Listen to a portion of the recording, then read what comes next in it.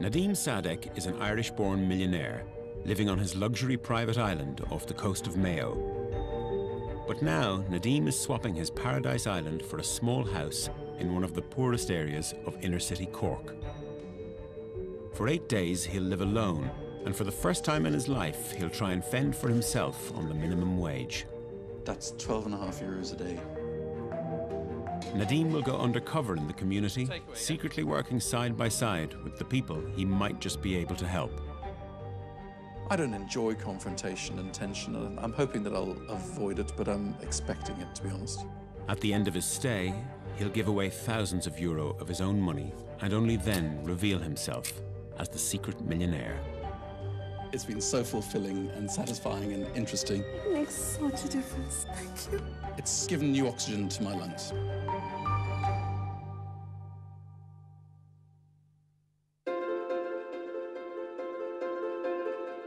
Well, this is Inishturkbeg. It's an amazing place, the most magical place I know in the world. And at the time that we were here, Ronan Keating was having a look at it as well. And I thought, there's a man with much more money and even less sense than me. So he's definitely going to get it. But luckily, he didn't. And we're here. Nadim Sadek has made millions from marketing some of the world's biggest brands.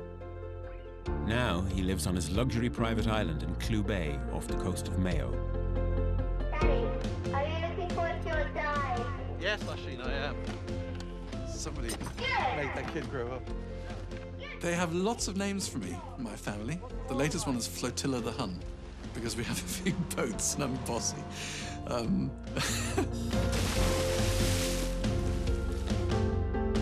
This is the pool hall. It's got a fabulous view to the west and the sun rises in the east. The games room. We often find ourselves down here just enjoying the evening or getting away from the rain, really. Into my favorite room in the house, which is the living room, and it's got the most amazing view. Technically, I'm half Irish, half Egyptian. My mother's from Limerick.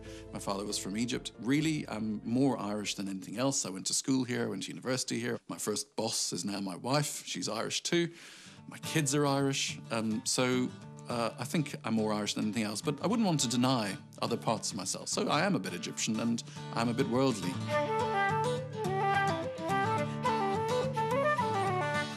I first met Nadim at our work in Dublin, and he came with what looked like a crippling disease. And there'd been a lot in the news about employing people who are disabled, and I thought he was our quota. He had put his pelvis out playing cricket. It was about 3 weeks later he could walk straight. So that's how I met Nadim. Since buying the island in 2002, Nadim has spent millions building it into a luxury retreat. Technically, the way I made some money, I went into qualitative market research. The job that I did was essentially to guide the owners of brands into the way they would best use them, understanding people. You know, why they eat biscuits, why they don't use condoms, why they think that they should go on foreign holidays or give charitable donations to children's hospitals. You know, whatever it is that people do or don't do, I would participate in understanding and give a point of view on, and you get paid for your point of view. Now the island itself has become Nadim's latest brand. As well as offering hospitality, he produces smoked fish products, art exhibitions, and Inishturkbeg whiskey. These are our barrels. They live on the island all year round. We have a whole selection of them. And basically, we bring out single malt Irish whiskey and we marry them to these. And the whole thing adds up to a very special Inishturkbeg single malt. But it's music that's most important to Nadim. He's produced a best-selling Irish music album and plays host to regular sessions on the island. Music's a deeply special thing for us. We're proud of all the parts of the brand, but music seems to be a kind of driving energy for us as well. But now, Nadim is about to leave his paradise island and take on a challenge that could change his life. For 8 days, he's going to go undercover and live on the minimum wage in one of the poorest areas of Cork. I used to go to Cork every month for years. And I haven't been there for about 5 years now. I think on the face of it, I've got a really sheltered life. You know, I live in a fabulous island and I've got boats and big houses and I do what I like, but I'm prepared for it. Nobody will know Nadim's a millionaire as he goes undercover to search for people he might be able to help. At the end of his stay, he'll give away thousands of euro of his own money. When you talk to people and they tell you their needs, I think you can be quite intellectual about it, or you can feel whether it's true, feel it in your gut or let your heart govern you. And I'm much more that, I might be analytic when I need to be, but I think I'm expecting that what I'll feel over the next few days is what I'll act on rather than what I'll think out. Eat well. Have fun. I'd worry most that he eats too much fast food, to be honest, because he likes his fast food. Fush. I think I'll miss maybe his laptop, his island, and his television, and his iPhone, and his family. Clearly, there's a loss of the way that I can normally direct my life, but I'm curious to see what it brings me, If you go and fish in the same spot every day, you catch the same fish. Somebody says, here, come down the river, there's a different thing going on, then you either go or you don't, and I'm happy to go. In order to go undercover, Nadim will have to leave his identity on the island and take on a new name and occupation. The cover is, I'm Liam Meehan. Meehan's my mother's maiden name. And I'm a journalist, a reporter, a kind of uncoverer of things. Cork is, I've got mixed feelings about Cork, mainly positive because I've always had fun there, and I love the sounds of Cork, and I love the music, and I love the culture. It was a place I was mugged, so I'm probably going to be slightly more cautious than I would have been anywhere else, because I've traveled the world, and the only place I've been mugged is Cork. Maybe there's another mugging coming my way sometime, but at the moment, Cork holds the lead.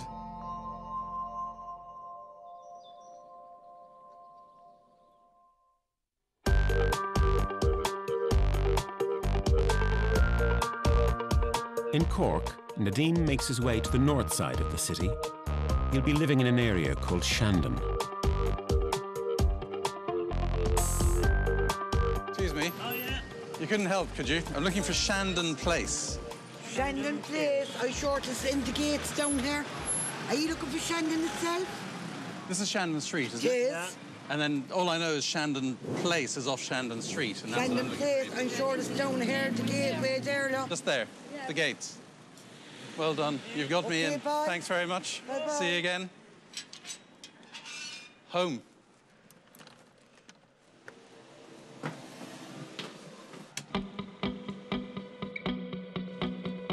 Now there's sofas, armchair, light and airy kitchen. Loads of pots and pans. Now that might defeat me. Oh. My back garden. If I close my eyes, this could be an Ishturk bake. It's hardly luxurious, but it's fine, There's many more people live in much smaller and less wholesome places than this, so I have nothing to complain about. The biggest recorder ever made. This is unlikely to get played outside this house. I love music, and I wish I could play better, but I play to myself, and I'm happy enough with the way I play to myself. I mean, I'm sure there'll be lots of great projects going on, but if we're really lucky, then we'll come across something where music is playing a part, whatever it is. If music can be at the heart of it, I'll be delighted.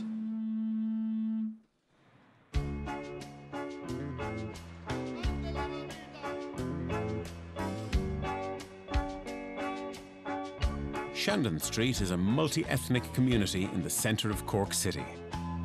In recent years, a vibrant African community has sprung up alongside an ageing population of second and third generation locals.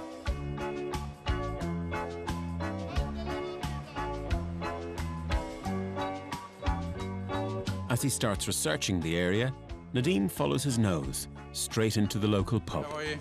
So you guys are all from around here? Yeah. Do you know what I'm curious about? Because I've just arrived today, really, is the Shandon Street that I'm seeing here. Is it the Shandon Street you've been looking at for the last 10 years or 20 years? You have all the changes with the colour people in the shops. Yeah. How many pubs are there? How many pubs? My time there was 26. Was there really? Yeah. And what is there now? 1, 2, 3, 4. 5. From 26 to 4. Shandon Street's obviously a place that's seen a lot of history. How's it changed in the last 10 years? It's not Shandon Street no more. Wife. It's full of colour people. Wife. Where everyone have to live in that live. The one in Spanish. The same better, like. Oh, you wouldn't want to do that. I went to specs there. You're better off not looking at me. But, Have a bit of, I'm keeping you from your pint. Have a good old drink there. I'd love to get a picture of you guys because we're doing this book. Just a second. Because Nadim is undercover as a photojournalist writing a book about Ireland, his camera is always at the ready. There, that's good. With your arms out like that. I just had a pint in the Old Reliable. The guys in there were very welcoming. They feel that the street used to be the life and soul of North Cork, but it's changed, and the biggest change is it's a multi-ethnic society, and that is not so easy. After a pint with the locals, Nadim heads straight for the charity shop, right opposite his house. I'm Liam. Nice to meet you, Liam. How are you? What's your name? Yes, Yasser. Mosaic. It raises funds for a local refugee support centre, and Nadim gets chatting to one of its volunteers. And this place. The idea is kind of like, it's Koshtina charity shop. How do you pronounce the name itself? Koshtina. Right. Yeah. Okay. What does that mean? Koshtina is, I think, it's an Irish language and mean gathering around the fair or gathering together. Yeah. And there is a centre as well called Koshtina Centre. Yasser Yunus came to Ireland in 2006 to escape the war in Darfur. Koshtina helped him to learn English and get his refugee status. So now he gives a little back by volunteering for a few hours a week. They're kind of like helping a lot for us to integrate with the society. Could I come along maybe on Thursday? Yeah, sure. You're welcome with the town if you want to come around. Well, that might be nice. Yeah. Okay. Yeah. Shukran. The charity that he's involved with, Koshtina, it's got a lovely little notion to it. And people gather around a fireside, which is a gathering, it's community, it's warmth, it's activity. I'd like to find out more about it. There's a hare to chase now, which is great. Going up the road from Shandon Street to another area nearby, you immediately see the challenges of, I think, any city, but Cork is wearing them fairly openly. There are bottles on the roof, and there were, shuttered windows, and the kids round and about, were very, very street smart. They were joking all the time about robbing the camera out of my pocket, and you knew that you're on a knife edge, really, where if I'd said the wrong thing or if I'd looked a bit crooked, there could have been a much firmer challenge than the rather cheeky, mirthful one that I did get. I think the biggest worry about tonight is just kind of being face to face with the tension that is clearly on the street, and I don't know how it might erupt. The off licenses are open, it's been a warm day, it's been a long day, so I don't enjoy confrontation and tension, and I think it's there on the street. So I'm hoping that I'll avoid it, but I'm expecting it, to be honest.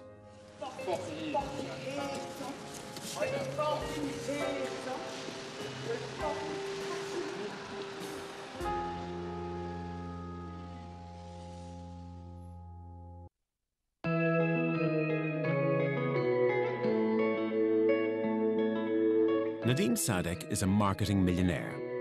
He's living undercover in Cork City while secretly searching for people to help. When he finds them, Nadim will give away thousands of euro of his own money.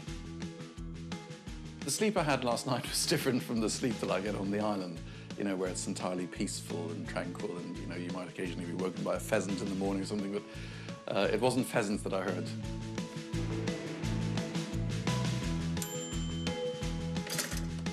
There's a place that a guy in the Old Reliable, my local, told me about last night that I think he went to when he was a kid.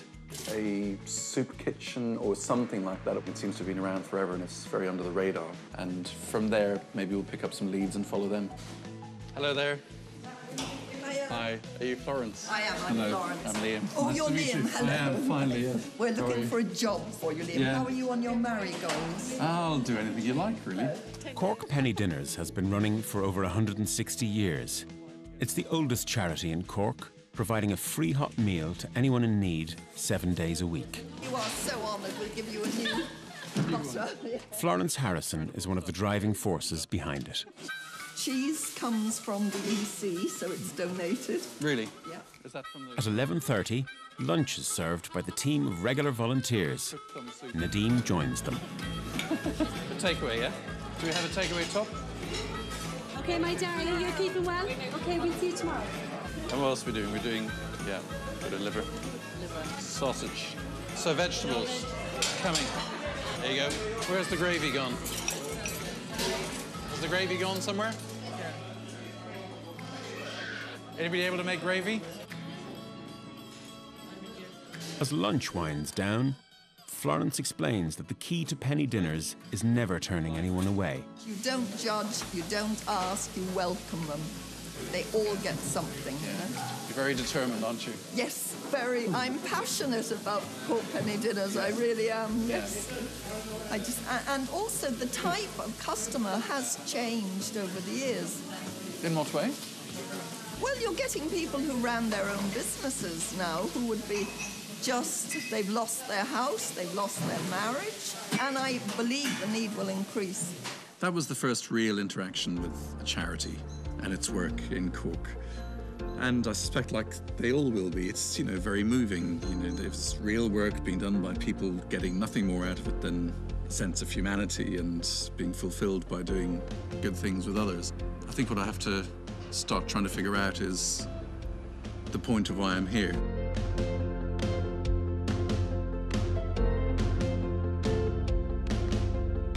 It's later that afternoon, and Nadim has met up with Yasser, whom he met in the charity shop yesterday. Yasser wants to introduce him to the refugee support centre, Koshtzine. Yeah, I'm looking forward to it because, you know, you're the first person I met, and you know, you seem to be very happy with this place. We're nearly there, almost here. Is that it there with the cross on top? Yeah. I didn't know how Christian or not this place is, but I'm looking up now and there's a stained glass window, Jesus, you know, and... Koshtzine is a drop-in support centre for asylum seekers and refugees.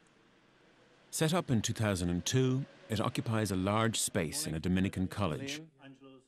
It's run by Father Angelo Lafferty for the Society of African Missionaries. So how can we help you? Just by having a chat, to be honest. I'd love to look around and hear what you do and why you do it, and just to understand it. Koshtzine is a pastoral immigrant response. So, what does that mean? It's faith-based. Jesus Christ said, "I came that you might have life and have it to the full." As soon as somebody walks through our door, our hope is that is the first thing they will see. I was a stranger and you made a welcome. Yeah. And this is the root of the gospel-based response that we're making here in Koshtzine. Koshtzine is completely staffed by volunteers and people on community employment schemes. This is Sadie. Sadie, this is Liam. Father Angelo is always pushing to keep it moving forwards. The grass needs cut. So if that was a possibility, also the stage then upstairs needs to be brought down. Can I ask a very important food question? Yes. Are they Kimberley Mikado or coconut cream? They are Kimberley Mikado. May I take one, please? Of course, yes. I'll take one. I love these.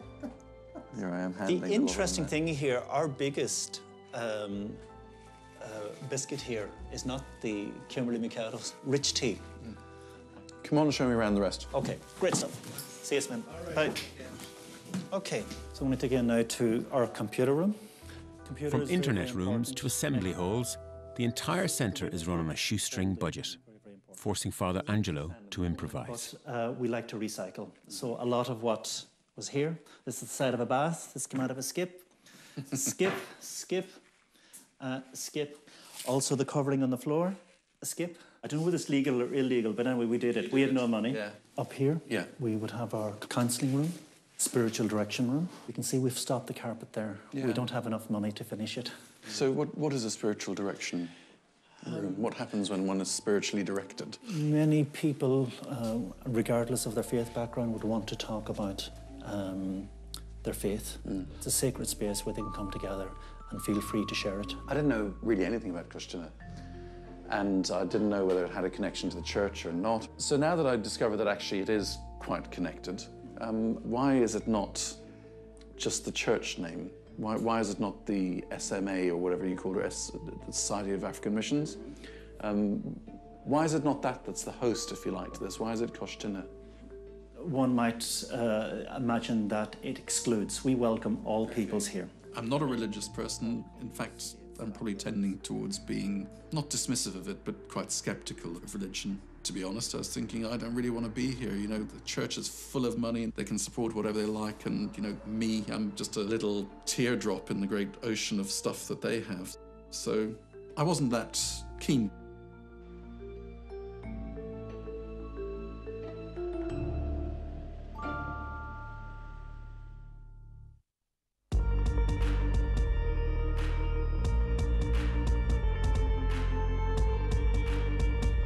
The next morning, and under the shadow of the Shandon bells, Nadim is back on the street. He's desperate to find a worthy cause he can connect with. Plan of action today is really, I think, to get off the street a bit. You know, I mean, there's much more to explore here, but we're in Cork, not the street, and I want to get out and about. In the local shop, he finds a flyer for a disabled kids club and immediately calls to arrange a visit. Rebel Wheelers is a sports group for physically disabled children and their able-bodied siblings. It was set up by a group of parents who had nowhere else to turn. They meet once a week for a few hours, and it's as much about socializing as it is sport. I'm Liam. Hi, how are you? You too. Karen Coleman is one of the founding parents and the chairperson of the club. Who's this? This is Martin, my son. Hello, Marty. How are you? Good to meet you. Tell me a bit about what you're doing. Basically, we're a sports club that promote activity and sport for kids with physical disability. Yeah. From 5 to 18-year-olds. It's just to promote inclusion, basically, and get their families, their sisters and brothers, cousins, friends even involved. Where do you hope it's going to? To be honest, I want to see every child leave with a smile. That's what I want. I want them to feel that they can go and do any sport, anytime and anywhere. Jerry O'Regan is another parent involved. That's my small fella, Dara. With his back to us? Or no, in the wheelchair. He explains to Nadim how everyone is encouraged to sit in a wheelchair and get involved. It's amazing to see the able-bodied kids coming into a wheelchair and they're trying to push it, and you kind of go, and the brother and he passing them out and flying, so that sort of thing. There's what? Nadim is no exception to the rule.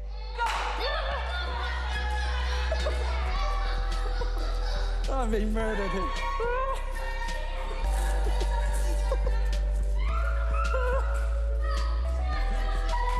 Oh. Well done. Beat me by a mile. How much did you beat me by the way? 3.5 seconds. No way. It wasn't that much. It was. No way.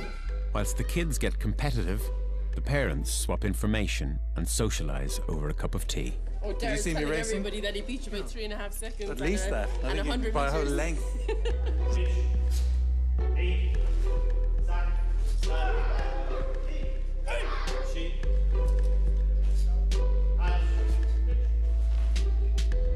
Seven-year-old Cathal suffers from a severe form of spina bifida, but it doesn't stop him getting involved. It's great, like Cathal goes to school, but he's, I suppose, the only one in a wheelchair. When Cathal comes up here, everybody's in a wheelchair, including me, you know. The main thing is that they enjoy it. I suppose Cathal is probably at the higher end of the spectrum, in the sense, like, Cathal's life expectancy will be very short, you know. I mean, he's got a lot of complications, but How long is it? I mean, I know it's a terrible question. Realistically, we could say a year or two, you know. I suppose he hasn't started asking yet why or whatever. Where is this going on? Yeah.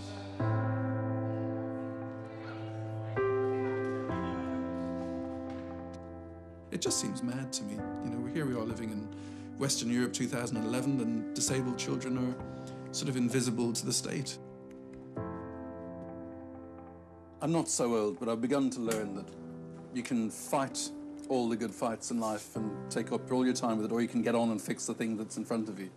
So the parents that we saw today have decided, instead of taking on the government or going to their TDs or whatever else, they're just fixing it themselves. And I think if I was one of them, I'd be doing the same. So they're not letting anything hinder them. It's just a really practical solution to a real need.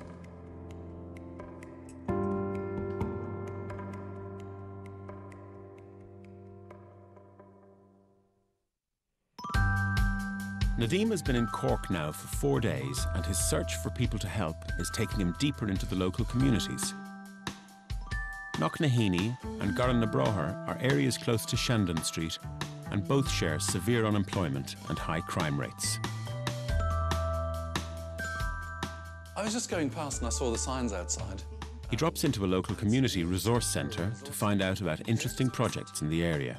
We have a tea dance once a month, and also the centre here runs a drop-in... Community Development Officer Anne Long tells Nadim about a local music project for disadvantaged youths. And her own son is on the course. It started with Bob Seward giving young people the opportunity to learn. An awful lot of these young people would have been early school leavers. I mean, to see them actually perform now, it's absolutely fantastic. To see how far they've come in such a short time. Nadim is excited that this could be the project he's been looking for and sets off to find it. Based in an old porta-cabin at the side of the road, the Knocknaheeny Youth Music Initiative has 16 full-time students learning an array of different instruments. Hello. Good. Liam, nice to meet you. Welcome. Thank you very much. I just heard about you down the road, and a lady called Anne sent me up. Bob Seward has been involved with music in education for over 20 years, and he set up this pilot project just over a year ago. This is a kind of a pilot, using music as a tool for social inclusion, getting them back into work and into education. We have a percussion room here. Okay. Drums. Yeah, that'd be great. If we go in. And Bob's vision is simple. Take local unemployed youths, teach them a musical instrument, and get them off the streets and back into education. Fantastic. Very well, very well. What do you intend to do with your drumming? University and teach. Playing in band, really, or maybe. Really playing a band as well, like. What would you have been doing with the time if you weren't here? Just sitting down watching telly, drinking coffee, more than likely. Like, that's what I does anyway, but no, I'm just mad into the instruments, like, play anything I get my hands on, really, like. Yeah. All of the instruments are bought by Bob and then loaned to the students while they're on the course.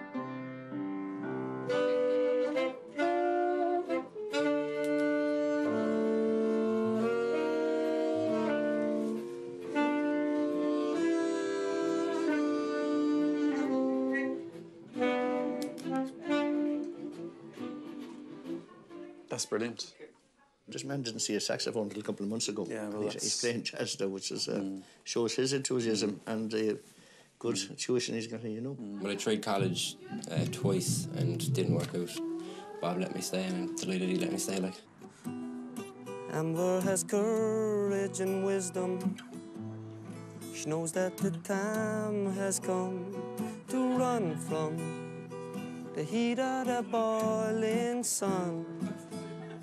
That's keeping her love underground and sending out signs to the world. Baby, you know you're mine. That's beautiful. Did you write it yourself? Yeah. It's a song that kind of goes for, like, you know, any girl or something like that, you know, that you can put anybody's name into it, really. I just says Amber. Sweet, though. Is everybody from the same kind of situation? Most people here are from what you would call a disadvantaged area. Like, when you're from one of those areas, there's not much you have to do because everybody's putting you down, like. And then, you know, there's people up here who actually, you know, who listen to you and teach you and, you know, just treat you like a normal person, like, you know.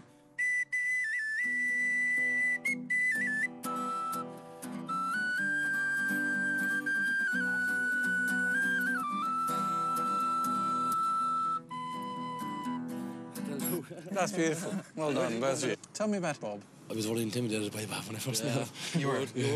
I think it's just his eyebrows, like, they're very scary looking, like, it's like being stared down by a giant owl or something. Like. Normally at the end of the day, each day, we get together and perform as a group. Each day? As a group, yeah.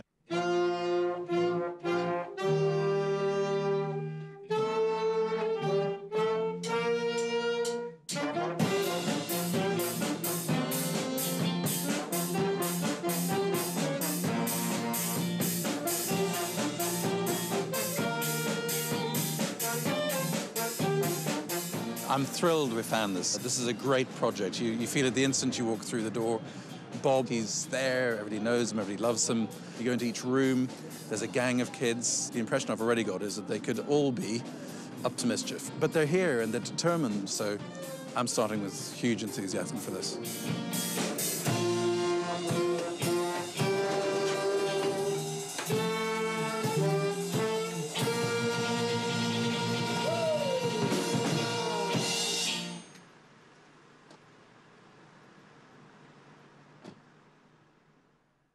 Say the rudest word you know when I count to 3, okay?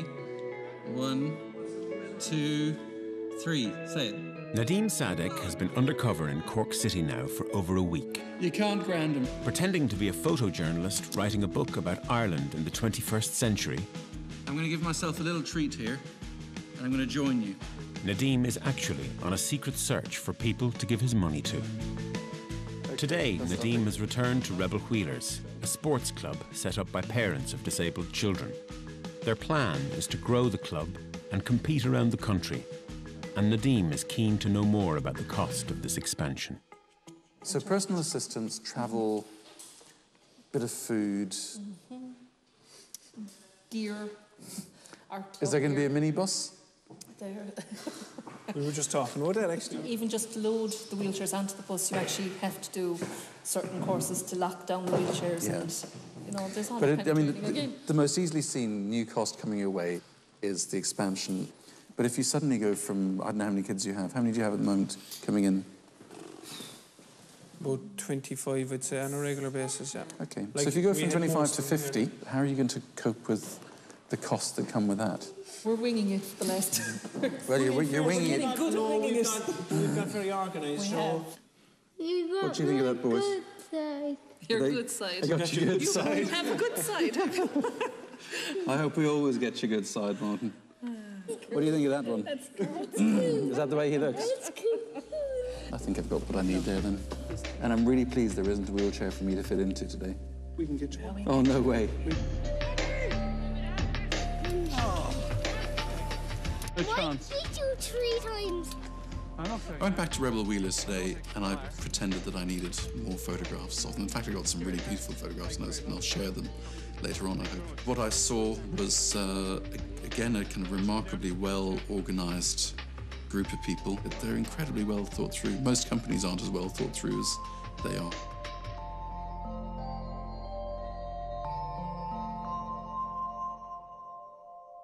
It's later that afternoon, and Nadim wants to meet Bob Seward from the Knocknaheeny Music Project. He calls into their temporary office in a nearby school, but there's bad news waiting for him. Great. I'm looking for Bob, if he's around. Okay, unfortunately, he's not here at the Isn't he? moment. You know, unfortunately, he's had to go into hospital. Has he? So he won't be able to make it today. Oh, crikey. Is he all right? He's not too bad. He initially he had a bad bug, but he's getting better now. But they will have to keep him in over the weekend because of the bad weather and because of his age and that. So, Oh, I'm sorry what's to your hear own that. name? Liam. Sorry, Liam. Claire How are you? Seymour is my Hi. name. Claire is the secretary of the charity, and over a cup of tea, she tells Nadim about Bob's passion for the project. And I've seen him over the years really get involved in people's personal lives where need be, to just help them to keep on their music track and to offer the support and encouragement to get them through, you know, because he can see the potential in each and every one of them. Rachel Healy is the vocal coach, and she's clearly shaken at the news.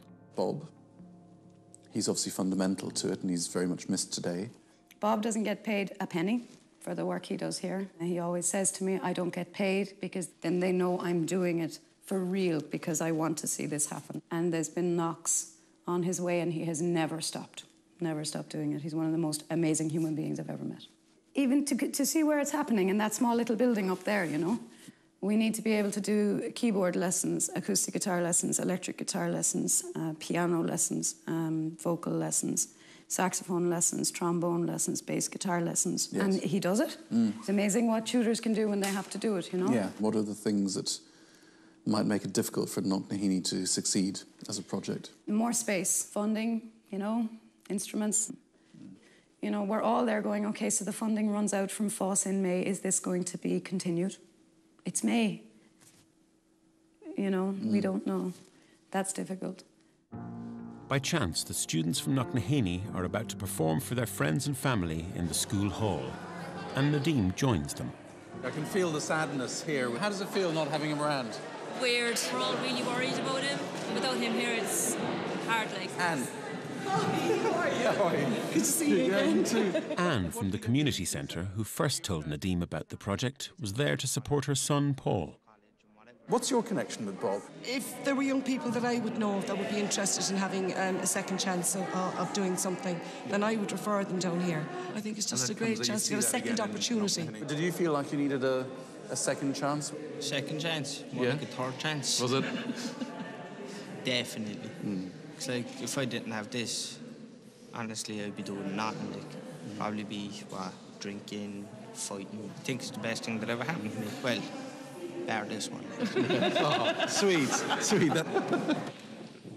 We'd like to dedicate this song to Bob Seaward. He's in hospital at the moment, and we all care about him. We're all thinking about him.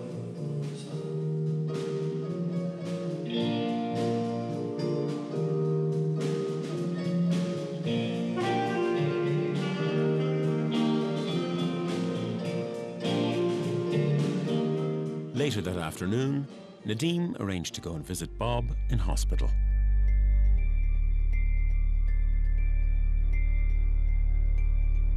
I feel, having had a chance to talk to a couple of the others in there, that it's worth me coming to the hospital to see him, because he's apparently quite agitated that he missed the chance of us getting together.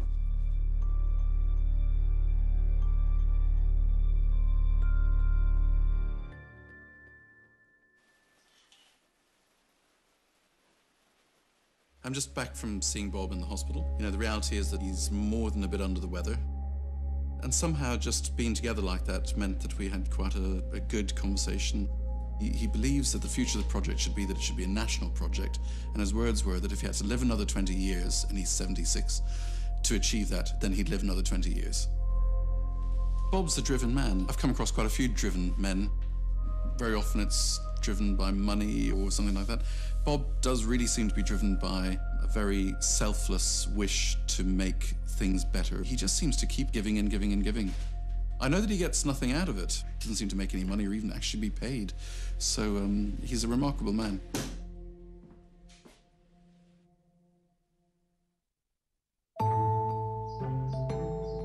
It's Nadim's second last day in Cork, and as he starts to decide on how best to donate his money, there is something that has been weighing heavily on his mind.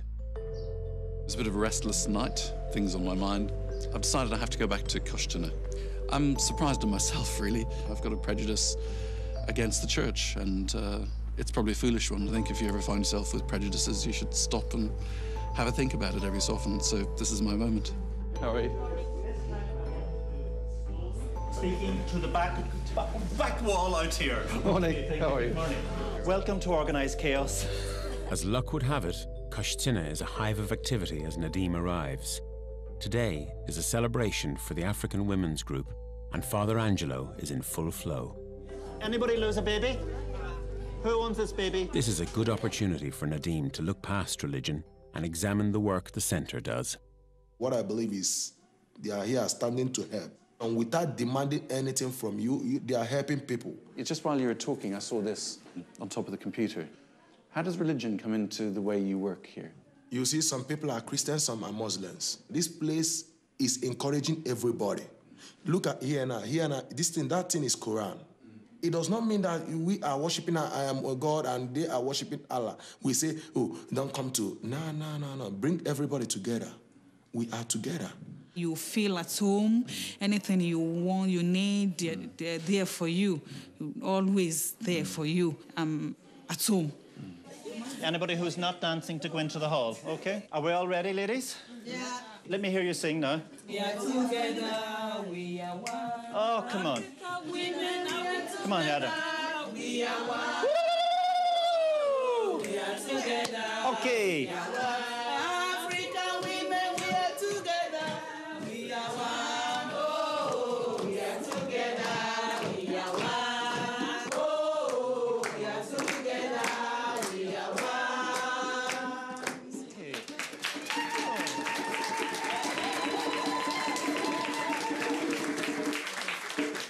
Welcome to Coistina. Welcome to all of you, but in particular, welcome to African women.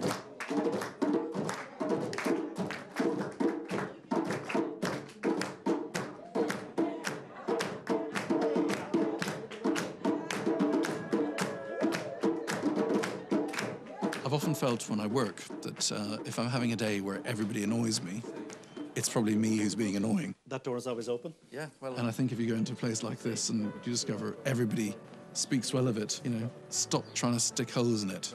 The fact that there might be a church here, you know, so what? It's the humanity of the work that's going on that matters. The wonderful thing about Coistina is you go in there and you see warmth, hospitality, cleanliness, tea, coffee, smiles, music. The reality is that there's a lot of really hard stuff to cope with in life going on underneath. Of all the different projects that I'm looking at, this is the most profound one. It's one with the really big issues.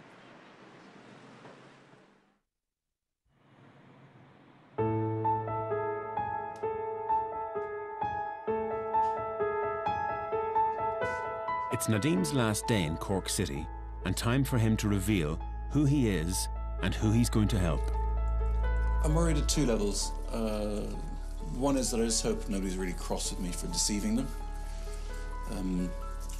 I'm not writing a book, and I just hope that they don't feel that they've been shortchanged somehow. And the other one that I'm worried about is I'm just a bit nervous.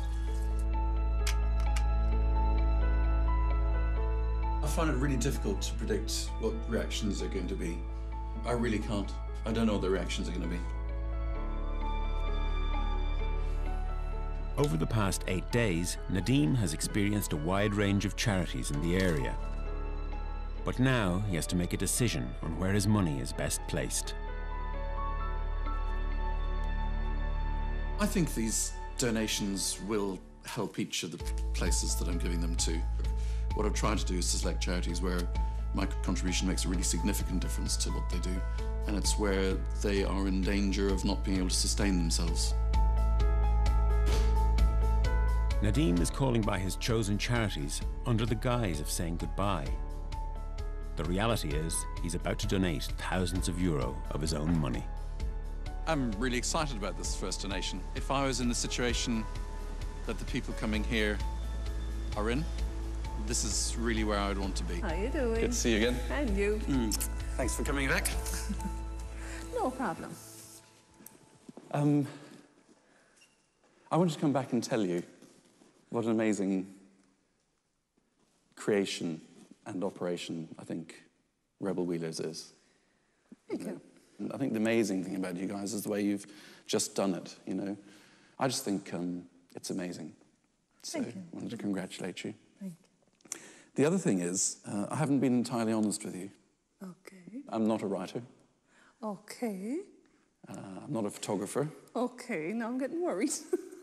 And there is no book. All right. No, I'm definitely worried. Actually, my name is Nadim Sadek.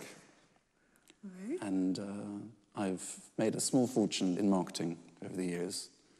And I brought this for you.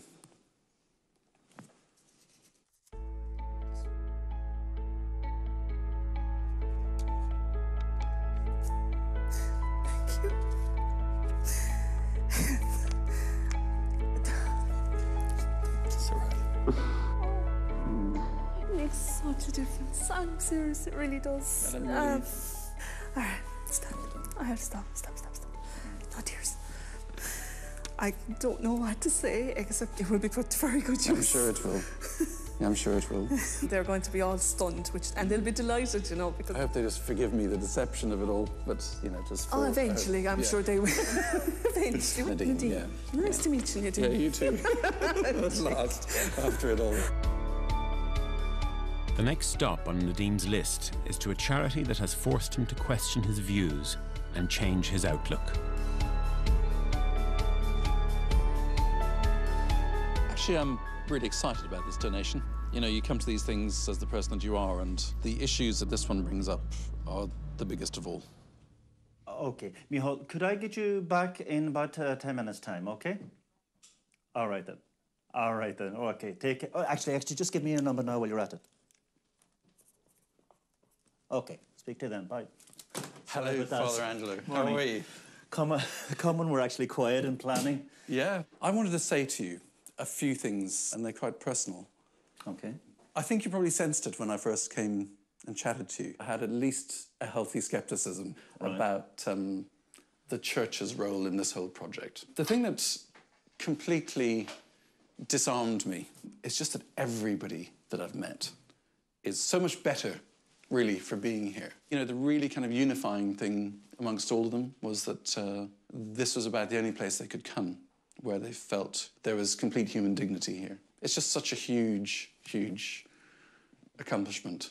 I just kind of want to completely respect that and applaud you and say, you know, well done. I think it's amazing. There's some stuff that I haven't been honest with you about. Okay. I'm not a writer. Okay. There's no book. Okay. And I'm not called Liam. Okay. You've probably heard worse, but that's quite a lot. Go on. So I'm sorry for the deception. No problem at all. My name's Nadim Sadek. Right. And I've made a small fortune in marketing. Okay. I had something that I wanted to give to you here at Koshchina, which is this. Wow.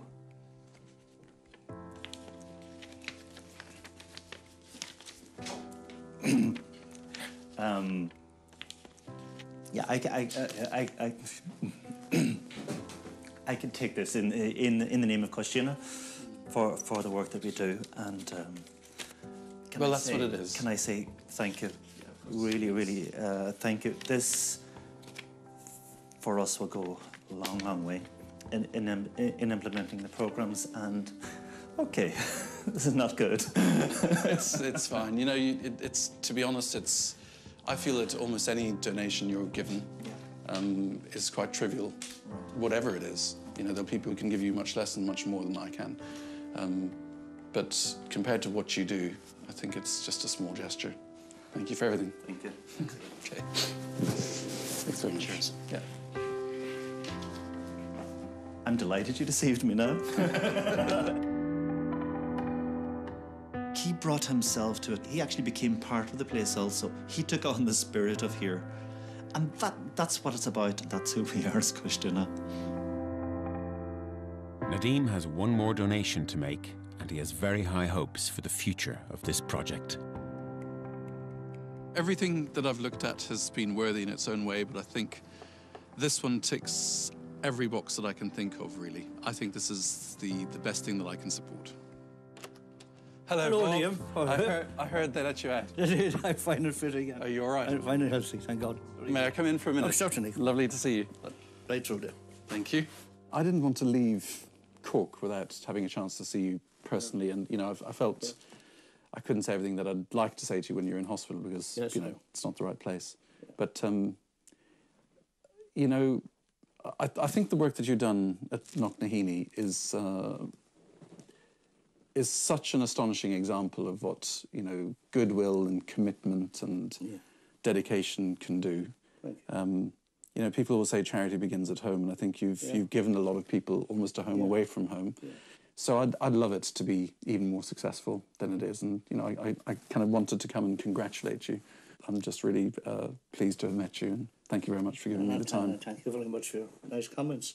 There is something else that I want to say. I haven't been that honest with you. This book that I've been telling you about doesn't exist. And I brought something for you. And give you that.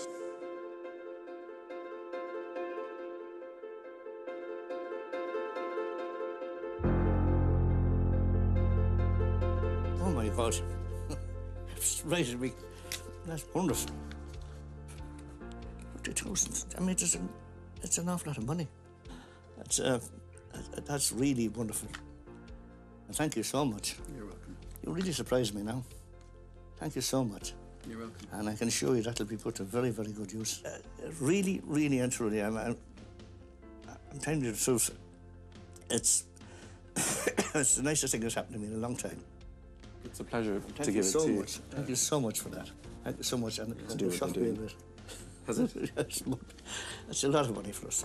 And thank you so much. The only thing that I'd like to ask you to do is to take a day off. Yeah. You know, take it easy. You know, I have my sons and daughters been on to me now. Every one of them said, "Dad, you're doing only for a week." You really have to shock at me. Am I? They are. I mean, I didn't suspect anything. I never met a millionaire before. It's the first one I met. I think it's not so much changed me as reminded me of some of the better things that I might once have known. Seeing what people do in a really selfless manner has been fantastic. It's been a really great experience. Met fantastic people, seen amazing work being done. So it's been really fulfilling. If I had to use one word to sum up the whole experience, it'd be brilliant. But I've never summed up anything in one word. And it's brilliant because it's been so fulfilling and satisfying and interesting, and it's given new oxygen to my lung.